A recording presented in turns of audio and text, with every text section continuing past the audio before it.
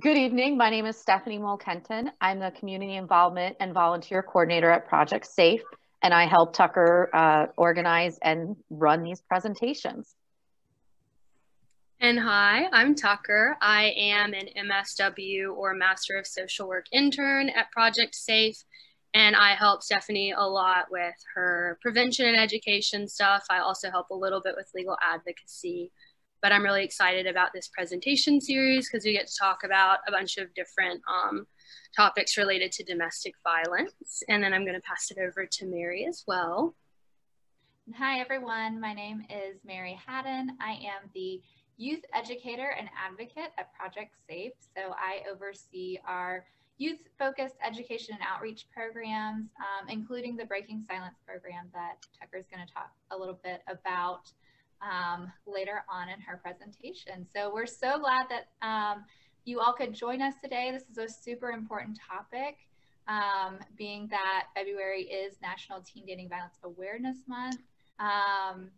We do have, if you guys do have questions at any point, please feel free to put them in the chat. We've also already in the chat, you might see a link to a Google form, and that is for if you have an anonymous question, feel free to click that link, type in your question, and Stephanie's going to be moderating that. And yeah, so with that said, we'll go ahead and start with our... Yeah, I'm going to share screen and show some slides. And as we get started tonight, I did just want to let everyone know that potentially some of the things that are brought up in this presentation tonight could be hard to hear or triggering or just cause some just emotional reaction. So if at any point you feel like you might need to step away or turn off your camera, feel free to do so. And also, if you are wanting to talk to one of us after the presentation, you can stay on at the end, or you can feel free to email or contact us. All of our contact info will be at the end of the presentation as well. So Mary's going to talk a bit about our services before we get into the content for tonight. Sure. So Project Safe is a nonprofit that's located here in Athens, and our mission is that we are working to end domestic violence, and we do that through crisis intervention, ongoing supportive services, systems change advocacy, and prevention and education throughout the community. So in our pandemic times, our prevention and education is looking a little bit more like these Zoom sessions. And our service area is, it's our 4-county service area. It's Clark, Oconee, Oglethorpe, and Madison counties. But we do answer calls and help folks from all over the state of Georgia, especially on our Breaking Silence teen text line. We do serve all victims of domestic violence. This includes anyone of any gender identity. This might mean men, women, or children. We know that domestic violence looks differently for everyone who experiences it. So all of our clients, there's no one typical client of Project Safe. But the one thing that they do share is that they have been the victim of a violent relationship. And so that's really the core thing that connects all of our survivors together. The main way that people get in contact with Project Safe is through our emergency hotline. And if we go to the next slide, we can see a little bit more of the different services that we provide. So the main way that people connect with us are through our hotline. From there, they might get routed to our outreach services or our shelter. We do provide counseling and individual advocacy. We do provide help filing for temporary protective orders or other protective orders through the court systems. Again, since domestic violence looks differently for anyone who's experienced it, our services are very much tailored to what a survivor is looking for. And we just want to support survivors in whatever way possible and help them overcome any barriers that they're experiencing so that they can be safe in their homes and their relationships. Alrighty, we're going to get started on the topic first. I'm sorry, I feel like I am somehow still not proficient at Zoom, and I think that I was sharing like the video panel. So sorry for that, everyone. But hopefully you guys can see the screen, and I can't see anyone. I can't see any comments. So if you have a question, definitely direct it to the chat, and Stephanie or Mary will respond. Or you can just feel free to interject and like unmute and say something. So February is Teen Dating Violence Awareness Month, and this is such an important topic. And there's so much that I think that we all want to share, and we can only scratch the surface, but I'm really excited to have this conversation because it's so important. And so as we get started tonight, I just wanted to give a good definition of teen dating violence. And this is from the Georgia Coalition Against Domestic Violence, which says, it's any behavior used to control, manipulate, intimidate, frighten, or gain power over someone with whom they have an emotional interest in, intimate interaction with, or ongoing dating relationship with. And I really like this definition because it's very inclusive. It shows the different types of behaviors that could be present in teen dating violence relationship. And it also shows that it doesn't just have to be between someone who is like their partner, but could be someone they have an interest in or sort of interactions with. And so these are some examples that I wanted to kind of start the presentation out with to talk about examples of unhealthy behaviors in media. And so you're probably noticing some movies or TV shows that you've seen and probably ones that you love. I definitely like these TV shows and movies. And that's kind of why I wanted to point them out. And we'll get into that in a minute. But just briefly touching on each of them. The first is from a show called Gilmore Girls. This is Jess and Rory, and they are a teen couple in this show. And they have a cute relationship, but they also have a lot of unhealthy behaviors. They have pretty poor communication. There's a lot of jealousy and seeking revenge between the two of them. And they're kind of always just trying to get back at each other, which are unhealthy behaviors.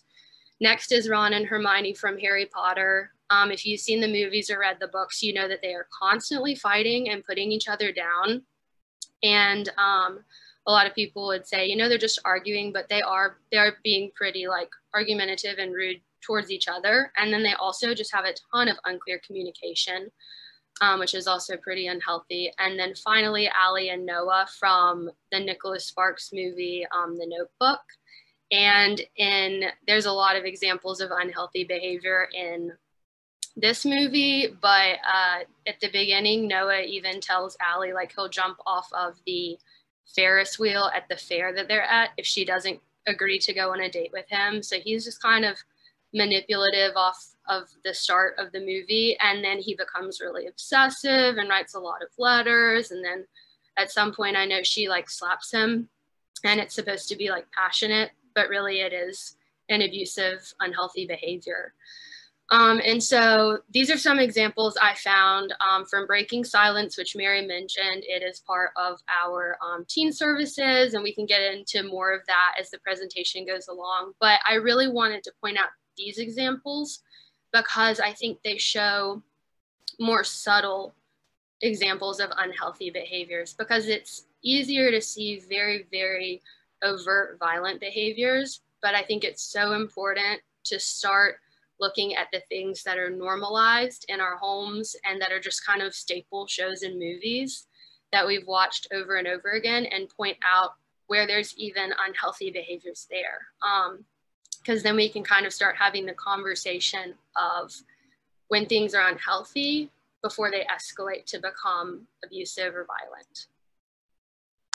So I want to give everyone the option to answer this question out loud, or you can scan this little QR code.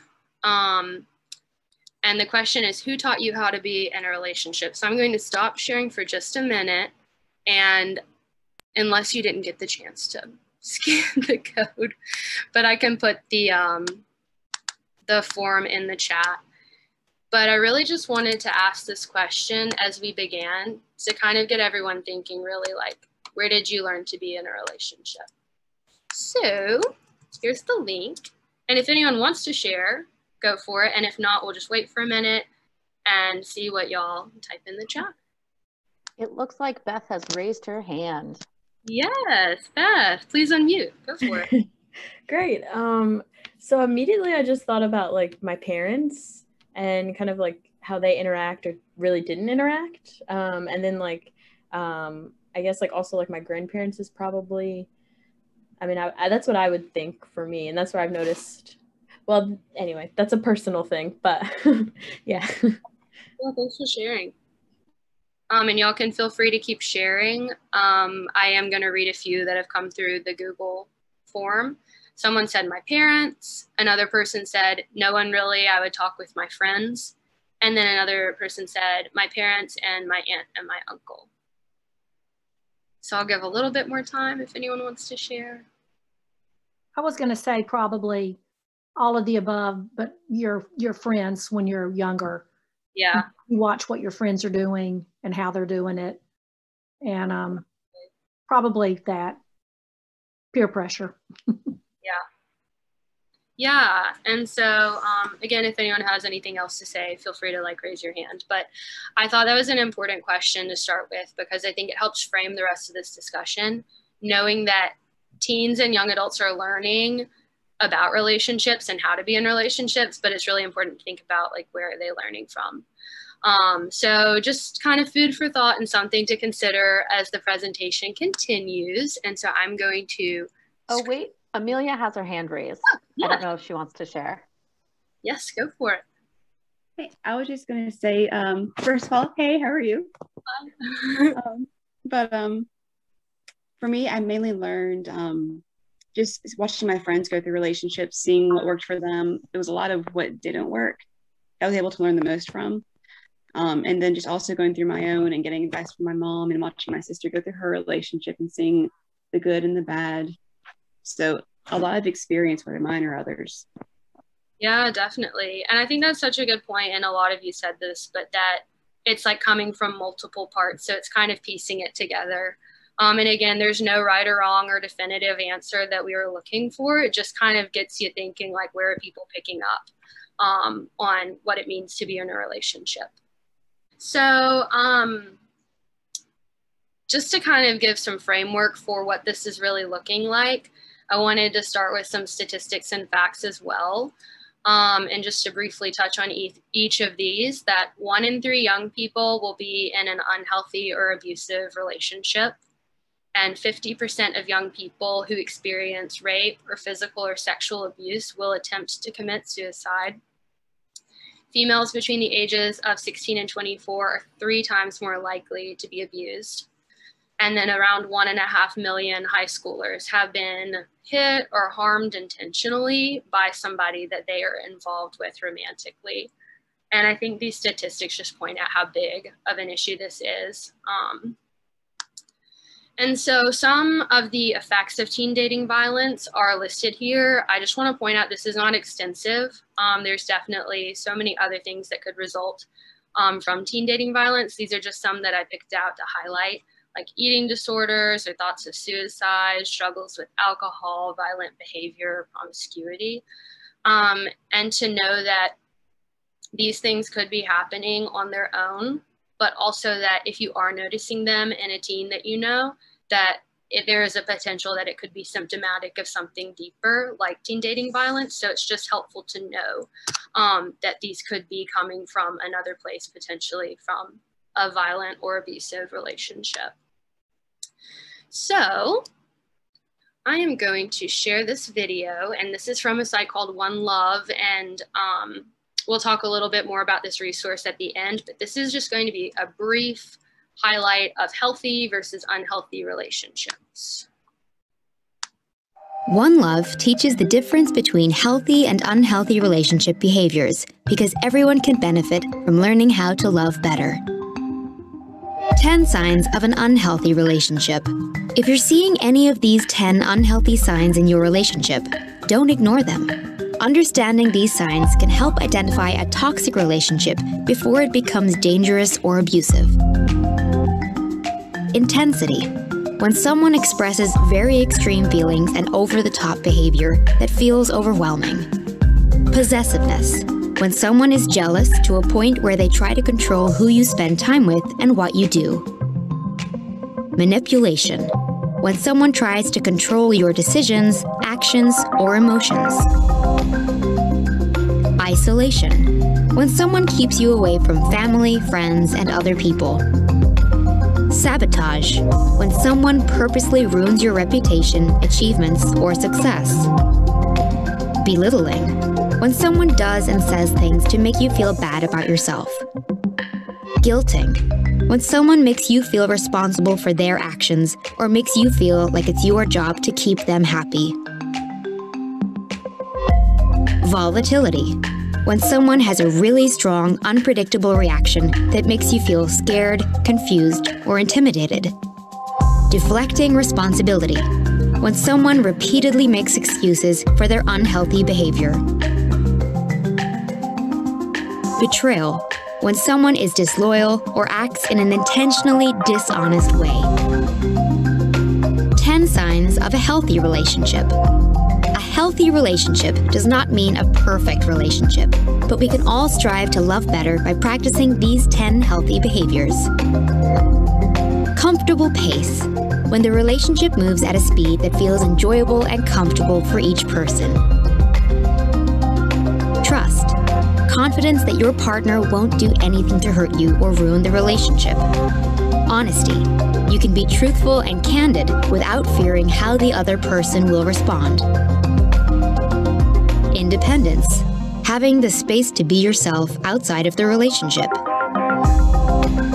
Respect. You value one another's beliefs and opinions and love the other person for who they are. Equality.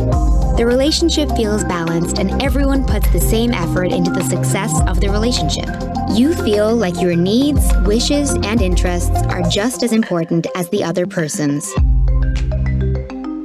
Kindness. You're caring and empathetic to one another and provide comfort and support. Taking responsibility. Owning your actions and words. You avoid placing blame and you can admit when you've made a mistake. Healthy conflict. Openly and respectfully discussing issues and confronting disagreements non-judgmentally. Fun. You enjoy spending time together and you bring out the best in each other. The best way to learn about love is through One Love. For more information about One Love and the signs of healthy and unhealthy relationships, visit joinonelove.org. All right, so I wanted to share that video because I think it just points out so many of the important things to look for in unhealthy and healthy relationships, because it's such a complex topic and it's, I think, so hard to just like start to think about that, but it really gives you a good base for that. And so Mary's going to be talking a bit more about healthy and unhealthy relationships.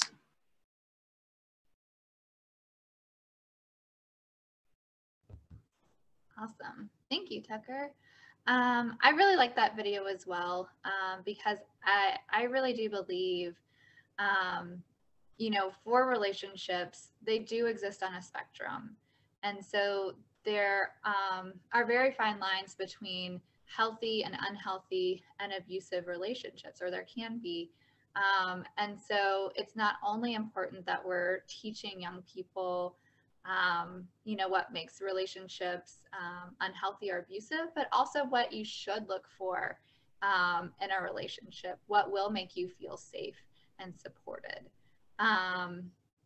Because these relationships can move over time, and especially if we're seeing unhealthy behaviors in the beginning, I think it can, those things don't typically get better with time. They get worse with time.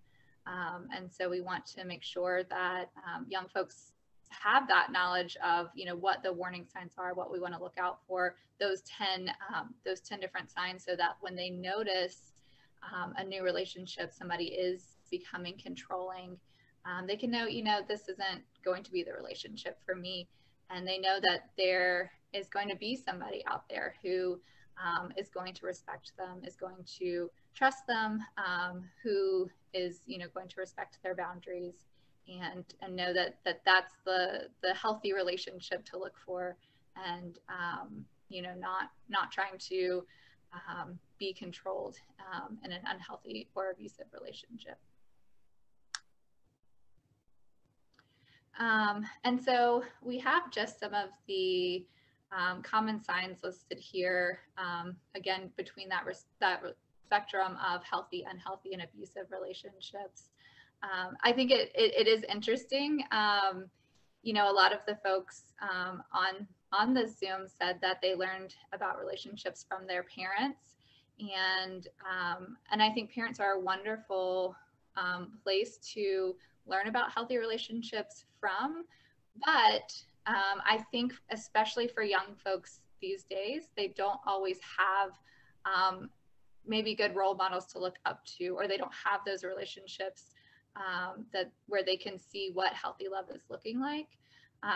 We do know that for children who have witnessed domestic violence at home, it's the single biggest indicator that they will either become they will be in an abusive relationship, or they will become the perpetrator of an abusive of abuse. And so again, it's really important that we can disrupt that cycle, that we can put the information out there about healthy relationships. So just like in adult domestic violence, teen dating violence, there are a lot of the same types of abuse that can occur. And from my experience, a lot of teens are able to recognize physical abuse as abusive, but they have a harder time with some of these other types of abuse. So being able to recognize just the toll that verbal and emotional and psychological abuse can take. One thing I always like to talk about is that saying that we learned as kids: sticks and stones can break my bones, but words can never hurt me. And how, especially for teens, that's not true. Words can really tear us down, can affect our self-esteem. And that has a lot of consequences to it. I would argue that, those outcomes that Tucker was sharing earlier, they really come from the self-esteem of someone who, has been systematically, just put down over and over again, and feeling helpless or worthless because of an abusive relationship. And then we also have to talk about technology, because that is a very big part of young folks' lives. And there's just a lot of different ways that that somebody can be controlled in their relationship through technology. So we see examples of, an abusive partner stalking someone through social media, through their phone and location settings, but they may be more controlling about what somebody can post on social media, or who they can be friends with, or maybe trying to hack into their phones, or trying to check their text messages or emails or things like that. And really, I think it's really important that we talk to young folks, because for teenagers, maybe their parents are allowed to look at their phones and look at their text messages and their emails, but that's not okay for another teenager, somebody that they're dating, to do. Those are different boundaries, because those are different types of relationships. So really being able to teach those things to young folks.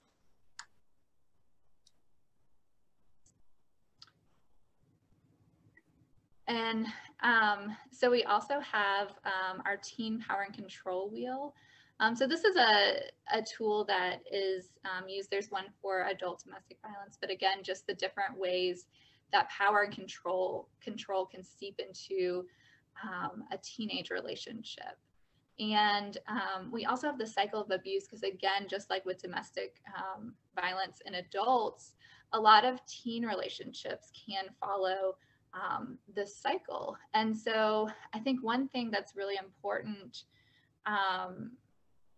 something to for young folks to know is that, you know, all relationships, whether they're going to be healthy, unhealthy, or abusive, they start out in what we call this honeymoon phase. So that would be like phase 4, the calm. So a lot of times in an abusive relationship, when the couple first starts dating, the person who's going to become abusive, they're really nice. This relationship seems too good to be true. They just seem wonderful. They're very doting and caring, and the relationship just seems, you know, great and wonderful and like a honeymoon. But over time, there's a tension that begins to creep into the relationship, and so that's going to become where that abusive person is going to become more controlling, making more demands. You know, they may be saying things like, you have to text me every 2 hours and tell me exactly who you are, where you are, who you're with. Or, you know, becoming more jealous of saying things like, you can't talk to other guys, or you can't talk to other girls. Or you shouldn't go out with your friends, you should stay home with me. Or saying things like, well, your parents don't approve of me, so you should just you know, stay home and just hang out with me. So kind of isolating too, because that can play a big part in an abusive relationship. And then that's going to escalate to an incident of abuse. And so a lot of times the first time around this incident, it may just be a lot of physical abuse, or I'm sorry, it might be just be a lot of verbal abuse and emotional abuse, yelling and screaming, and there may not be physical abuse at first. And then afterwards, and in step 3, the reconciliation, this abusive partner is going to apologize for their behavior. They're going to make promises that they're going to change and that this is never going to happen again. And so the relationship goes back to that calm, and it feels normal again. And because there are strong ties in this relationship, you know, the person in that relationship, they want to believe that this person can change, and that these bad things aren't going to happen again. But then again, slowly over time, this tension is going to build. The controlling behavior is going to start back again, and then again, it's going to escalate to another incident, except this time it may just get a little bit more violent. And the more and more that this couple goes through the cycle, the more and more violent it becomes. And I use this as a teaching example for teens, not to scare them away from relationships, but again, just really to help them understand that when we notice those warning signs in that tension building phase, those things aren't going to get better with time. They typically tend to get worse over time. And one really scary statistic, and Tucker, I don't know if you have this in there or not, but I think really the reason that this is so important that we're talking about it, there are studies that were done from the Georgia Fatality Review Project. And so over the last 15 years, they looked at all the domestic violence related fatalities. And what they found was 50% of domestic violence related homicides, the couple began their relationship between the ages of 13 and 24. And so it's a very scary, sobering statistic. But I also want to make sure that we're taking this topic seriously. Because I think a lot of times for parents, they may be thinking, you know, when a couple seems to be, you know, maybe having a young couple, a teenage couple is having some issues or arguing or things like that, they think, oh, this is just puppy love and they're going to grow out of it. But it's more than just a couple having disagreements and disputes. We really want to be looking for those dynamics that we talked about at the beginning, the controlling behaviors, manipulation, intimidation, frightening, and gaining power over someone, because those are just really big warning signs that this relationship is headed in a bad direction. Awesome. Thank you so much, Mary. So she kind of mentioned there the escalation of unhealthy to abusive, and especially how much that's happening in young relationships and then going into adulthood. So some things to kind of point out, that because relationships exist on a spectrum and because they're not fixed and because, you know, there is so much gray within relationships and especially teen dating relationships, is that it's important to talk about healthy boundaries, and it's important to ask questions, and I guess to get teens to reflect on these questions, like, what was I made to do blank action? And really asking whether or not, you know, they chose to do that, or, you know, did someone try to take that power and control and force them to do that? Or to ask, does blank feel safe? Does it feel comfortable? And to really start to ask about that and really begin to think about healthy boundaries, and also remembering that healthy relationships require finding someone whose boundaries line up with your boundaries. And so really prioritizing that. And then something I want to emphasize so much is that in the video and in the list where we showed kind of the relationship spectrum moving from healthy to unhealthy to abusive, there's a lot of things on that list. There was a lot of behaviors. There's a lot of different things on there that you could point to and you could point out in relationships. But also, if something wasn't listed on there, but it raised even just a baby red flag to you, and it's telling you something feels wrong, something feels not okay with this, that is so significant and so important to listen to.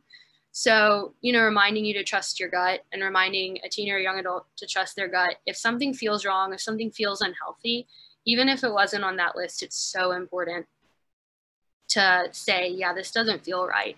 This doesn't feel good, you know, even if they can't pin it down, and then to begin to have more of that conversation.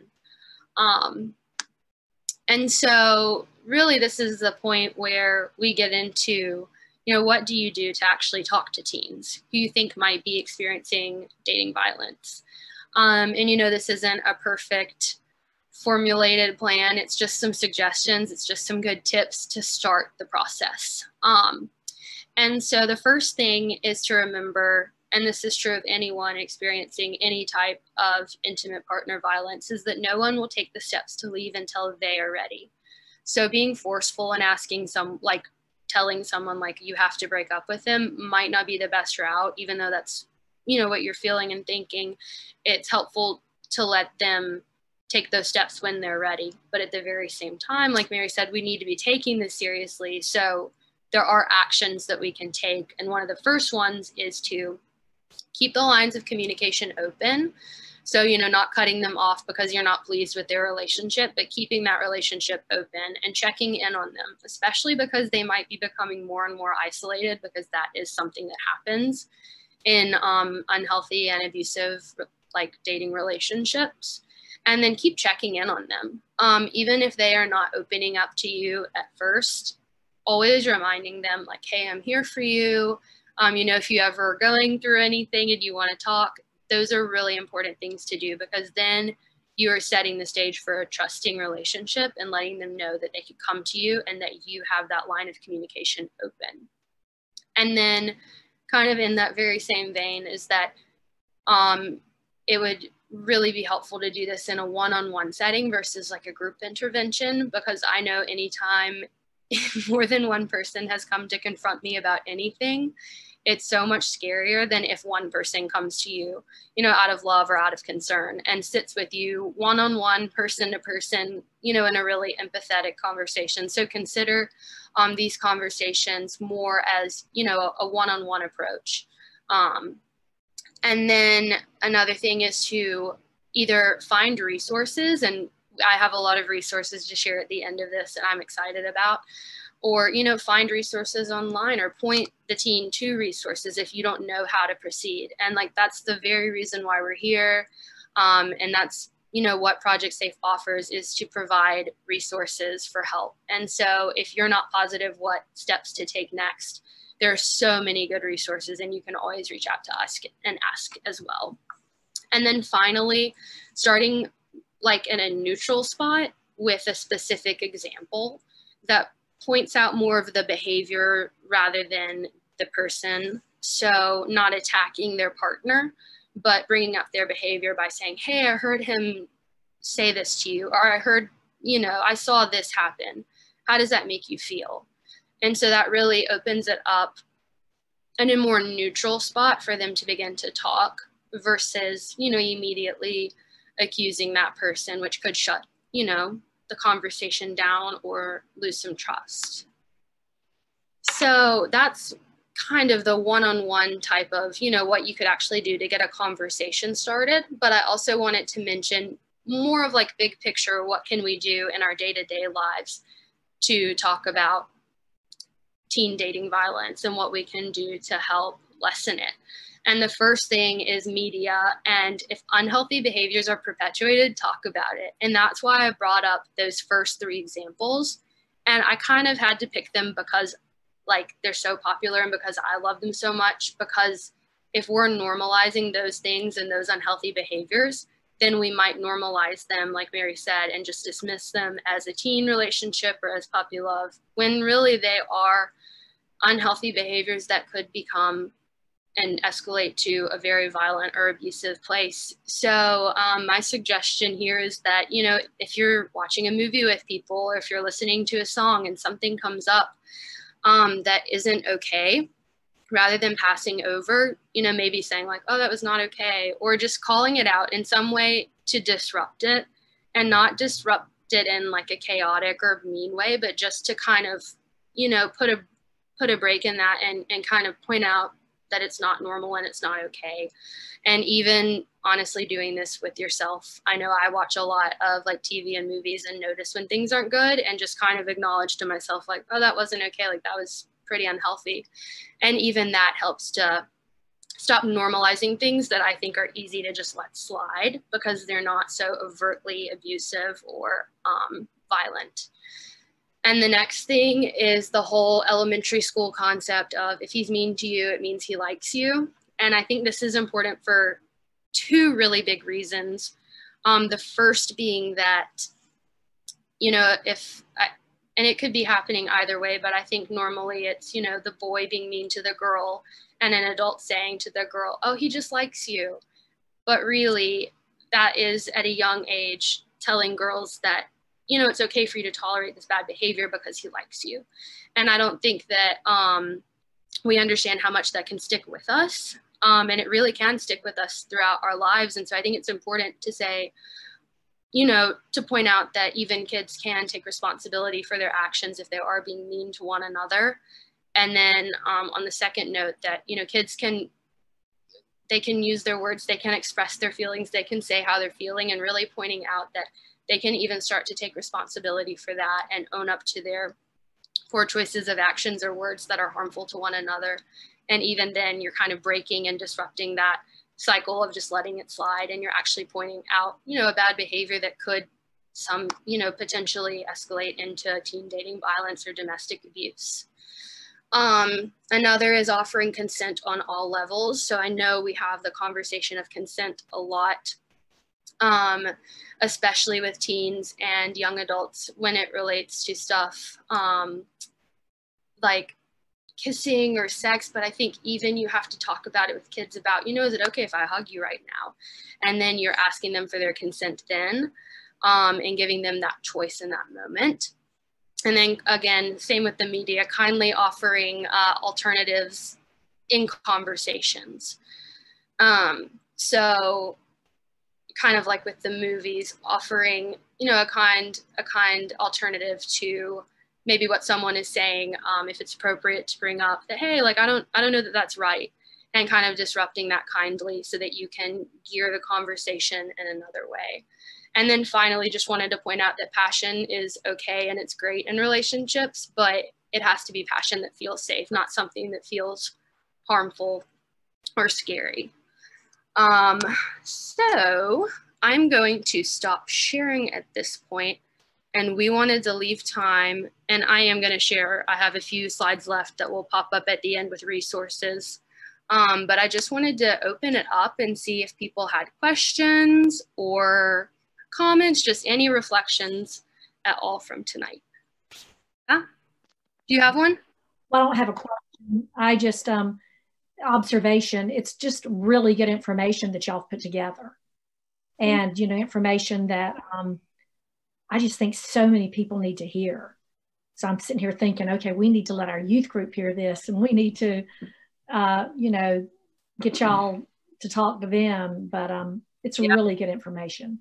Yeah. Thank you very much. Yeah, of course. And I think it is so important to talk about this because, like, I don't think that domestic violence is something that's going to end, you know, next week or next year. But if we are able to start talking to kids and teens and young adults about these topics, I definitely hope that it could slow it down and lessen it. And I think that it's a really good thing to have these conversations because it can be so subtle. And if I could emphasize anything from tonight, it would be the subtlety of all of this. Not that it can't be very, like, obviously abusive or violent, but I think a lot of times it is so subtle and gray and hard to put your finger on sometimes, that if we start to disrupt it at that level and really point out things that we would normally let slide, then I think that we will be making a really, really good start and a really big impact. And but yeah, I appreciate that, and we would love to talk to whoever. If anyone else wants a presentation, we do these every single month. This one is asking for a friend, so that you can come in and ask questions anonymously for a friend, for yourself, for whoever. But we also will set up specific presentations on pretty much any topic. So yeah, I appreciate that. But okay, I'm gonna screen share one more time. And Tucker, it looks like Angie has her hand raised. Oh, I don't know why I can't see any of that. Yeah. I think because I'm the host. Sorry. Oh, perfect. Okay, Angie, yeah. Well, Stephanie, can you turn my video on? Oh, I'm sorry. Yes. There you go. Okay. It's bath time at my house, so Stephanie so kindly turned my video off for me when I was probably sharing a little too much with my children. So I just wanted to say that I think one of the things that gets portrayed a lot in media and just kind of in society in general is that there's something called like healthy jealousy. And, you know, I would say that, you know, that's kind of not really true, right? Like that jealousy in and of itself is really not healthy. Sure, there is, you know, kind of that level of, you know, it makes me feel some kind of way when, you know, somebody else looks at you. But if it turns into something more than me just, you know, recognizing that somebody else might be attracted to you and starts to turn into jealousy, then it can get out of control really fast. And I think that, you know, a lot of people, I have heard from teens in the past say, you know, well, I mean, obviously if he's jealous, then he loves me. And it can be a really unhealthy way for people to think that someone is showing them love. And I think that it's portrayed that way a lot in society, and that it's something that we have to combat every day. Yeah, no, I go ahead, Mary. I would definitely agree with that. I think jealousy is such an important conversation that we have to have with young folks, because I do believe, you know, jealousy is a natural emotion that we will all feel at some point. But what you do with jealousy is really going to define whether this relationship is healthy, unhealthy, or abusive. Because if somebody is using those jealous feelings to control the relationship, so with saying the things like, well, you need to, you know, not talk to any other guys or any other girls, or you know, only hang out with me after school, that's not an okay, you know, way to show jealousy. But in a healthy relationship, if somebody starts to feel jealous, you know, they can talk about it, talk through it, and move on from that feeling. And it's not something that comes up all the time, or is used to control the relationship. And so I think that is a really important thing, because, you know, working with teens, I know that there are times where one person might be intentionally trying to make somebody feel jealous. And so that's something that we also want to look out for and be able to talk about, because that's also not healthy in a relationship either. Yeah, I agree. It's a very important conversation to have. And it kind of, another thing that I think is really important for us to talk about is helping teens navigate that fine line between caring and controlling, because abusive partners really do try to mask their caring behavior, their controlling behaviors as, well, I just care about you. And so this is why, you know, X, Y, and Z. And that's not the case. Like, that's not where that's coming from. It's coming from a place of controlling and an unhealthy or abusive love. And so really making sure that when we spot those problematic behaviors, we can help teens recognize that, no, it's not because they care about you. It's because they're trying to control you. Yeah, thanks for both of you bringing that up. I think that's so important. And I think what's so hard about it is, like, you know, we have 1 hour to talk about all of this, but there's so many aspects of this that are important to talk about. But I hope that, you know, some of these tips for starting conversations or just things to keep in mind are helpful, even to begin those conversations. And again, like, there's so many resources and places that you can go. And there were some that I wanted to point out, and I don't have to show the slides for them. I can put the links in the chat. But 2 really good resources that I like to use when preparing for things like this or just working on anything related to teen dating violence are One Love and Love is Respect. And they have so many good campaigns. They have so many good things that you can share on social media. They have those videos that explain different aspects of dating violence. I know they have one specifically on, like, isolation and jealousy. And so those are things that, you know, we can get into deeper conversations about, but those are excellent resources. And then another one to mention is what Mary said, Breaking Silence is our teen program. And one of the main parts of it, oh, thank you. And one of the main parts of Breaking Silence is our teen text line. So Project Safe has a hotline that you could call at any time for help in a crisis situation, but we also have a text line that teens can text in, not only with a crisis situation, but also just with questions for people to be there for them, to answer questions about confusing relationships or weird things that are happening. And so as an intern, I get to take, like, a shift once or twice a semester to be on call for a week and respond to people. And I think that's such a great, you know, resource, because it's a confidential place where teens can start to ask these questions.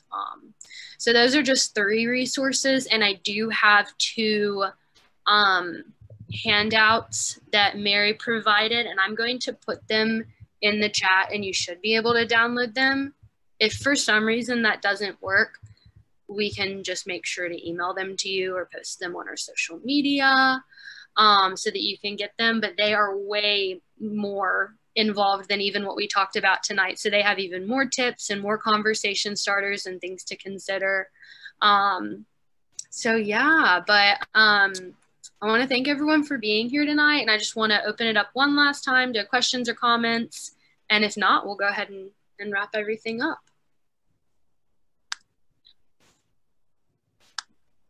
And I'm just going to drop these files in there.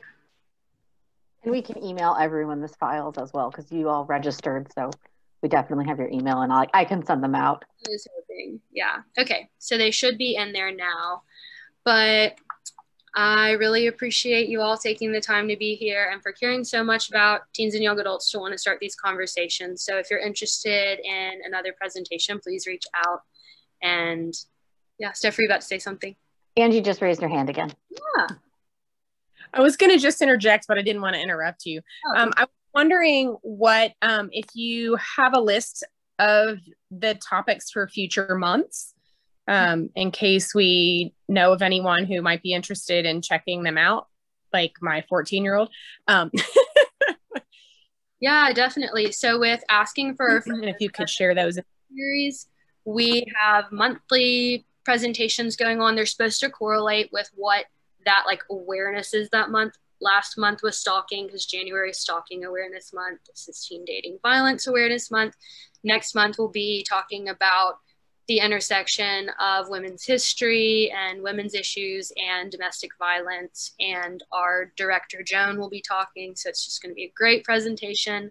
But then if you are interested specifically in teen resources, I know Mary has tons of resources and probably presentations coming up.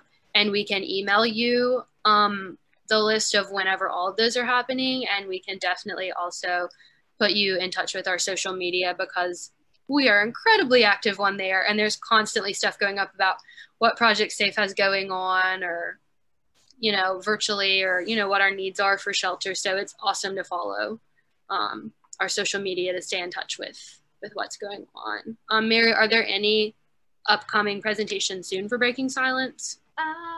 Nothing scheduled. I would say, is your daughter on Instagram? No. Because we don't allow her to get on any social media yet. She's allowed to text her friends, and she's in a, like, what is it called? Some sort of house. It's like a group chat thing, but no. Yeah, other than that, no. We do have an Instagram page that we market to teenagers, where we post a lot of information about these topics, and we do some videos, and we'll highlight relationships and media that we see, and kind of point out problematic behaviors. And you know, so whenever the time comes, when she does start using social media, that would be a good resource. But we can, I would say most of the things that we do, we cross post on our social media, so just keep a lookout. What school does she go to? St. Joe's.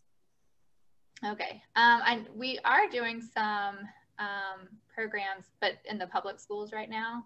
And so they're getting a lot of that information. But if there is something that you think your school would like for us to do, definitely reach out to us, and we can work on getting our information out. Yeah, I'll talk to the school counselor and see if there's anything that she can think of. I mean, because it's a conservative Catholic school, they are very careful about the things that they provide the kids information on in the school. But there may be something that would still be appropriate. I would be all for any and all information, but I'm one of the more liberal parents. So I'm also a clinical social worker, so I work with teens as well. So I'm always looking for more resources. Yeah. Well, thank you so much for being here today. Absolutely. And we'll just make sure all of the things that we said that we'd share, or all of the links and files we dropped in the chat, we'll just email all of it. And also, if you want to, you can also subscribe to our newsletter. And I know Steph works hard on that every month, and there's so much information in there too. So even if people aren't big on social media, the newsletter is just a great kind of little Cliff Notes version of everything going on there.